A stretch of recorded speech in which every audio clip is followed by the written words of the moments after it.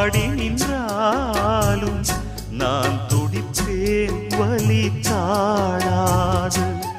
10 மாசம் சுமந்து பட்ட பாடும் மறந்து பிள்ளை செல்வம் பிறக்க அள்ளி கையில் எடுக்க